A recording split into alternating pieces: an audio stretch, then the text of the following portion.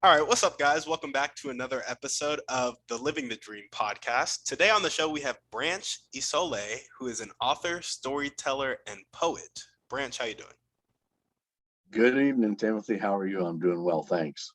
I'm doing well too. Thanks for asking. And we'd like to jump right in. So if you could start with telling us a Go. little bit about yourself and some of the things you like to do for fun, that'd be great. Okay, great. I'm, as you said, a poet and a storyteller and author. I've written 22 books, 4 nonfiction and 18 fiction. My nonfiction books are about primarily about spiritual growth and publishing, and my fiction stories all have to do with life's experiences, things that we all have in common, either firsthand or from family members or coworkers, but situations that every adult reader is familiar with. And so it deals with a lot of the emotional things and psychological things and some of the stress and struggle that we go through as adults in a postmodern world. That's my work end. My recreation, I actually have a small hobby farm and I raise chickens and I've got dogs and cats and lots of critters in the woods, foxes, raccoons. Haven't seen a bear yet, but they're out here. We live in the middle of a forest, so there's literally thousands and thousands of acres of woods around us. So it can be pretty wild, but my animals keep me pretty busy. So that's where I get all of my pleasure from, is dealing with them and nobody talks back. I love it. I love it. Tell us a little bit about your motivation for writing so many books. Wow. Well, it's changed over the last 20 years. I've been actively writing for about 23 years. And, I started down one path and thought that was where I was going. And that took sort of a detour. I was originally doing nonfiction books, primarily for seekers and searchers of truth and fallen away Christians. Then I sort of went in the other direction and started fiction writing, and started with short stories and poetry and stories that, like I said, that people would identify with in their own lives, but very brief and concise kind of stories, something you can read in 2 minutes or less. And I found that I was able to express, the theme that I wanted to and the lesson of life I was trying to get across. And it didn't tie up a lot of plot and character kind of situations like you would find in a novel. It just, that's the way it came out. So that's the way I kept writing it. And then in the last few years, I've sort of gone back the other direction, and I'm back in the spiritual realm. And at this point, I'm trying to sow seeds with people to help them understand how to have better relationships in their lives, be they personal or work relationships, and how to get spiritually grounded for things that are coming in the future. So it's kind of gone full circle, but it certainly, as I've matured as a writer, I'm hoping that the content has also matured. So I'm attracting a greater audience than I originally was. Awesome. I love that. And so you kind of started with nonfiction, jumped into fiction, and now you said you're back writing nonfiction. You're right. I'm back on the nonfiction trail. So I love it. It's interesting how it started out as one thing, I thought, and then it evolved into something a little bit different. And now I'm much more comfortable, in the topics that I'm covering, because I've done a lot more study and a lot more reading, and that's helped me to understand a broader spectrum of where my interests lie now. So, yeah. Awesome. Well, what's your overall vision for your books now? Like, are you trying to get one-on-one consultations with people? Are you just trying to have your books impact a lot of people and get better relationships? What's the vision for the books? Well, again, it's kind of interesting, as an aspiring writer, as an aspiring author, you want to write quality material that will sell. And I guess every author's dream is to be on a bestseller list and be recognized. That's not the goal so much, but reaching people is. I've got a much broader audience now than I ever had before, but I think it's because my emphasis has changed and I'm writing about things that people really identify with in their lives. We live in interesting and turbulent times. And for many people, they tend to lose or can't find a balance in life. And when we are out of balance, our time is consumed with specifics. And when our time is consumed by something specific, then it doesn't leave us time to grow in other areas. So now the writing is about balance and it's about growth. And as I said, it's about relationships. Life is all about relationships. And so trying to help people to understand the struggle that we all face today in a fast-paced world, the emphasis is on getting that balance and being able to apply that balance to reduce some of that stress and struggle, conflict that we naturally sort of get ourselves in as humans. I mean, we all have visions and aspirations and dreams that we want to fulfill in our lives.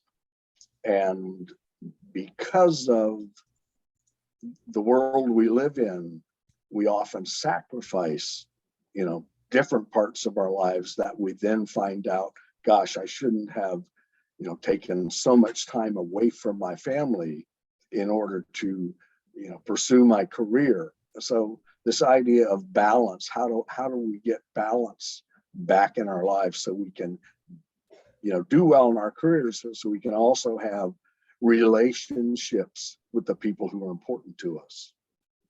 Yeah, absolutely. I love that.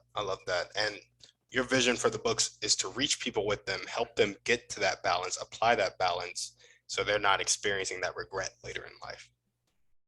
Right, exactly. Being more mature now, being older now, you look back on your life at, in decades or blocks of time, and you realize, what was important and what the fruits of that labor were, but also what some of the regrets of that labor were. So as a writer, I try to share that information in a vision, in a way that the reader can identify with and quickly understand how it might apply to their life. And in doing that, if I can help them take off the blinders and see that it's possible to have both, but both require some sacrifice. So it's trying to share, experience and knowledge from my life. My stuff is not autobiographical, but I'm dealing with biographical topics, like I say, that every adult is familiar with from their own life, their own situation. Awesome. Well, tell us a little bit about what really caused you to take the first step towards starting to write books. Wow. I was never a great student, and I was certainly never a great reader. I actually didn't read the first complete book I read was when I was in the Army. So reading was not, an activity that I participated in beyond what I was required to do in school. And that didn't prepare me for writing. I never thought of myself as a writer. But as I got older, in fact, I didn't start writing until I was 50. So it was, a lot of years without that kind of outlet. And I was moved one day to write a book. I have to be honest with you, I had a spiritual intervention, and out of that came the idea for my first book. And so I sort of stumbled into it from the back door, so to speak. And the first book took about 2 years to write, to get it down on paper. So it was sort of a labor of love. But when I got it finished, I thought, okay, now what do I do with it? So I pursued publishing it. And once it was published, I was actually living in Hawaii at the time. And I lived on the very eastern tip on a property in Maui. And I could see out across the water and see the big island of Hawaii from my backyard. And one day I was out there and I was watching the water, and I thought how frightening it might be to be in the middle of the ocean alone, say from a shipwreck or some kind of other disaster, and you are floating in those waters all by yourself, and the kinds of thoughts that would go through your mind. And the more I thought about it, the more frightening the vision became. And out of that experience of those thoughts came my first short story, my first poem. And somehow from that point, everything that fell out, everything that flowed, just continued to be short stories. So that's where the fiction turn came to be. And that was sort of the process. And like I say, that went on for about 15 years. And then I've most recently come back into the nonfiction venue. I love it. I love it. If you could meet one or two people right now that would really help you get your books out there and help people get balanced and apply that balanced. They could be one or two people or one or two types of people. Who would they be and how would they help you? Wow. Well, actually, it's people just like you.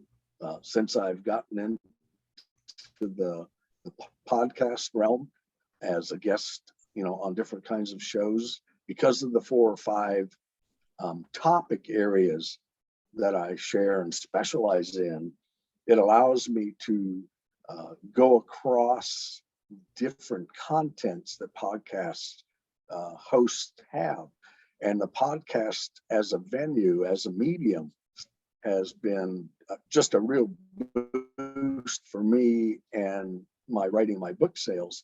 But it's also been a great avenue to, sort of touch real people through real people. The podcast world is not quite as sophisticated or demanding as the broadcast media world, but you get a lot more time and you get a lot more opportunity to really dig a little deeper so that the listeners out there, have more than a soundbite kind of exposure to you or your ideas or your product. And so the world of podcasts has been just a real boon for me, both as a writer and as a speaker. And it's allowed me to really touch. I've had shows all over the world, so I've been able to share information, about these specific topics to people all over the planet. And it's just been a real godsend. It's like, a word perfect program for the computer for a writer is everything. As a writer, I could have never written and gotten anything down where you couldn't cut and paste. You know, the tools that are available from the technology allow you to do so many things in such a concise and brief time period that you can be really productive. So podcasting is sort of the distribution side of that equation. You've got all of the writing tools that you need to actually produce. With podcasting world, then it gives you distribution as well. Yeah, yeah, absolutely. I love that. What are the most important one or two things that everyday people can do to really help you accomplish that dream of helping people get balanced and apply that balance? Well, it's not a matter of helping me, it's a matter of helping themselves. Like I said, we all struggle. Everybody deals with issues, personal issues, you know, relationship issues, family issues, work issues. We've all got things going on in our lives that take our time and take our energy. And, you know, a lot of people feel that they're doing all of the things they're doing, but they're not really doing it for themselves. They're doing it, you know, for the approval or in the eyes of others, or they feel I have this obligation to do this for someone else or for these other people, and what about me? And that's where we lose the balance, right? We have to be concerned with our own health and our own mental well-being. And all of us sacrifice in our lives for the things that we think are important or the things that we feel we desire. And without that balance, at the end of the day, you know, we often think, well, gee, what have I been doing all of this for? So I'm trying to reach out again to people, to readers, to listeners, to help them, you know, look at the issues and the struggles in their lives and know that there's a light at the end of the tunnel. And by sharing, you know, these topics and these steps, like I have one topic that I do on rebuilding damaged relationships. And there are 7 steps in that process that you can actually do and work through to help reconcile a damaged relationship. You know, one of the other topics is the 12 universal lessons of life, because all of us are here to learn those lessons in order to become better people. So that's the idea, is to find other people like yourself who are trying to disseminate information for the listener or the reader so that they can, you know, become better people, have better relationships, and be more fulfilled, you know, as a person in the daily struggle. Awesome. Awesome. I love it. And this is a question that wasn't in our scripted questions, but I've liked to start asking it. Okay. There are a lot of people in life, and some people are okay receiving help. Some people are like, I just don't need help. And some people literally reject the idea of help. And so my question to you is, there are a lot of people who are in a really rough situation in life, but they're not willing to be helped or change their situation. In your opinion, what is the thing, the catalyst that brings people from the point of rejecting help and rejecting change to accepting help and accepting change? Well, let me start by saying I think that all of us at some points in our lives can identify with all 3 of those stages. You know, thinking we don't need help, thinking we do need help, or thinking that I may need help, but I don't know what that looks like, and I don't know where to find it. So we all experience, being alone, if not physically, emotionally, or psychologically. We all, like I say, we all go through those same lessons of life. It's about the lesson, but what we experience is the manifestation of that lesson. See, the choices that we make in every situation come with consequences. And some of those can be good, and some of those can be not so good, and some of them can be, downright dangerous. So the choice is the important part. The consequence is the part that we have to live with after we experience the manifestation, the action. And depending on those three things in that process, sort of determines if I'm in that place where I don't need any help, or I need a lot of help, or I need help, but I don't know how to get it. So experiencing that challenge of whether we need help or not sort of depends on whether or not we are willing to accept the help that's out there. And I think that a lot of people struggle, because for whatever reasons, they don't believe they want help, or they don't know what that help looks like and what it will do for them. So we see that with people who struggle with different kinds of addictions, right? And help in the standard format is sort of the 12-step program. This is how you kick, drugs or alcohol or whatever the addiction may be. Too, there's a formula, there's a process that you can go through to help you stop the addiction and go into some kind of recovery. Well, that will never happen unless you are mentally prepared to go through that process. That's what falling away or backsliding is all about. It's not the physical. There's a physical struggle involved for sure, especially in addiction, but ultimately it's a mental conditioning. And until you can defeat the addiction mentally, it's very difficult to go through the physical withdrawal to a point where you can defeat it on the physical level.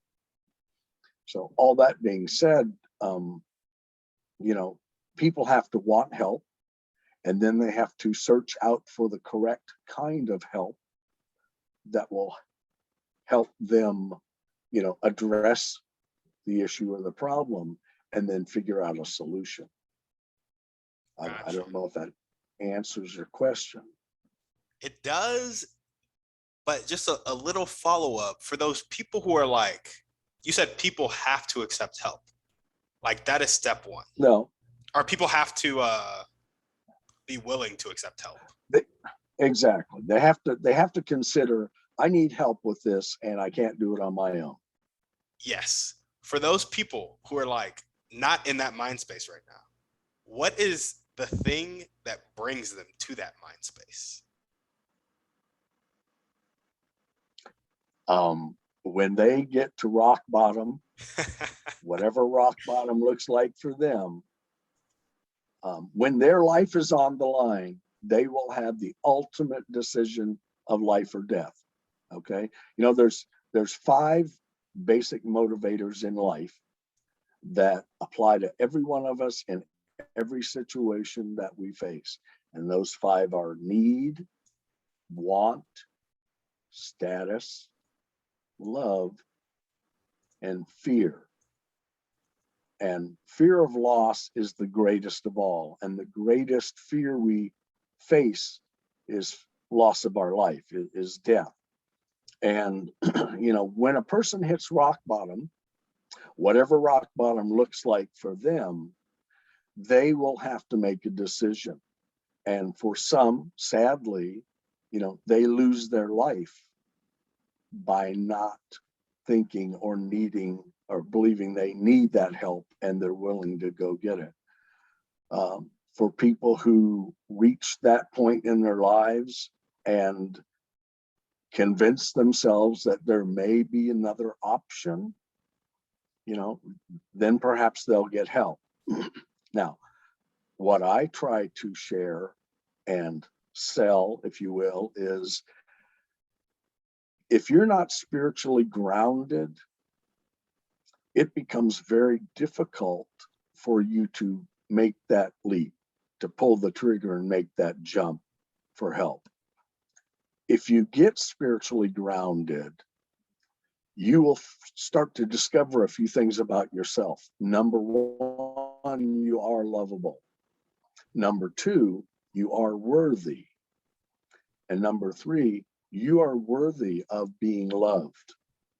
And for somebody who's on the spiritual path, they soon discover that they are loved and they are loved by the Lord. And when you come to grips with the fact that as bad as you may be, or as bad as you may think you are, and as heinous things that you might have done in your life, as a creation of the Lord, He loves you no matter how bad you are. And when we come to that realization that we are, a creation of God, and He loves us and is willing to be there for us, then we can start on the path of understanding worthiness. And once we're on the path of understanding that we are worthy and we're worthy of God's love, then if He loves us, then I'm worthy of love giving and receiving from the people in my life. Gotcha. I love it. The gospel's so good. Awesome. Amen. Well, now we're going to jump into our thriving three. And so the first Okay. question is, what's your favorite book, movie, or podcast? Pick one. Wow, that's really difficult. I had picked one that I saw recently again. That was The Prestige, with Michael Caine and Hugh Jackman and Christopher Bale. I'm a fan of things like Fight Club and Memento and kind of the original Matrix, things that are a little bit off the wall, and have a storyline, have a theme, have a moral, and make you think. So the one that I picked for the survey was The Prestige. Love it. And what's one way you like to care for yourself? Wow, I like to get outside every day with my animals and do something in the yard. I've got a garden when the season's going, so that keeps me occupied. But anything outside, I spend a lot of alone time. My wife and I, as I said, live a little bit isolated in a forest, so we don't have a lot of contact with the outside world, so to speak.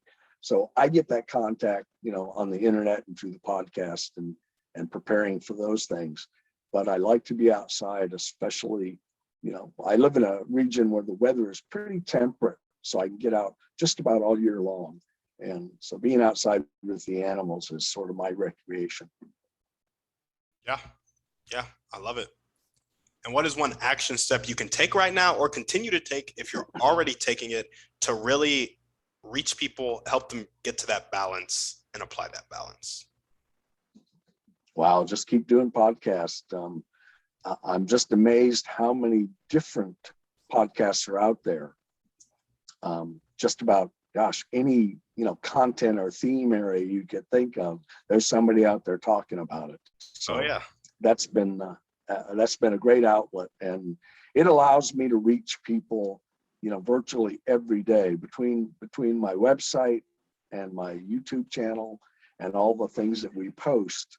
I'm able to have contact, even if it's not direct contact. I've got contact with people all over the world. And we live in an age where, You know, that's pretty much how we communicate today, and it's never been that way in the history of man. So it's an exciting time to be able to reach all the way across the world in a moment's notice and share thoughts and ideas. Absolutely. No, I completely agree. It's, growing up in it, it's so normalized. But when I think about like Yeah. just like 50 years ago, 100 years ago, like it was nothing like this. I'm like, that's crazy. How'd they live like that? Yeah, when I talk to my granddaughters, they can't believe that I as a kid, I had no TV. And then when we had TV, it was black and white and there were 3 channels. And Yep. they just get that's a total concept from them that they don't relate to. Absolutely. Well, awesome, Branch. Is there anything else you want to chat about before we sign off? Oh, well, let's see here. I want to encourage people out there who don't have a spiritual grounding, who don't have a relationship with the Lord, to think about it, to consider it. You know, the most interesting question that I get is about acquiring spiritual grounding. And the shortest answer I can give is asking them, would you like to know your future? And just about everybody says yes, they'd like to know their future. Well, I'd like to share how you can make that happen. If you don't have a relationship with the Lord, and I'm talking about Christianity, if you don't have a spiritual grounding with Christ, if you'll consider doing that, here's how you do it. You simply ask him to come into your life, and he will. And what he'll do is he will send his Spirit, the Holy Spirit of God, into your life to dwell with your spirit. And once your spirit has his Spirit within you, every chance you get, or every time you have to make a tough decision and you don't know how to respond, all you have to do is ask his Spirit to help you. And what he will do is he will come and he will show you all the negative consequences of choosing that selfish desire you have, or what I like to say, choosing the world's way. When you choose the world's way, or you decide, gee, I'm going to do what I want to do, or what the world has encouraged me to do, his Spirit will come and show you all the negative consequences of that choice. Now, you still have the opportunity to make the choice. It's up to you. That's what free will is all about. But going into it, you will know ahead of time, if you choose the world's way instead of the Lord's way, he's going to alert you and warn you as to all the negative outcomes that you could possibly face in that choice. So if you want to know your future and the important things, get a spiritual relationship going with God today. And it's that easy. You just ask him to come into your life and send his Spirit to you. And from that moment on, you'll be able to see the future. Love it. Well, awesome. Branch, thank you so much for coming on the show. Timothy, my pleasure, buddy. Thanks for having me. Of course. And if you guys are listening to this and you liked what Branch had to say, you want to reach out to Branch, maybe get some of his books, make sure to hit him up. Branch, where can people contact you? Sure, Timothy, thanks. I've got a website, just my name, Branch, Isole. Just Google it, and it'll take you there. I've also got a YouTube channel, same name, where we post lots of different things for free, short stories, essays. There's over 500 posts on there. Just go ahead and read them and see what you think. And then, of course, we sell the books on the website, books and ebooks, and they're also available at all the usual suspects, Amazon, Apple, Barnes and Noble, wherever books are sold. Awesome. Love it. Well, Branch, thank you so much. You guys make sure to reach out to him. As we always ask at the end of every show, please send this to one or two people you know need to hear it. Maybe they need some spiritual grounding to improve their relationships or just need a little bit of Branch's writing in their life. Either way, send them this episode, shoot us a 5-star review on iTunes, and we're out.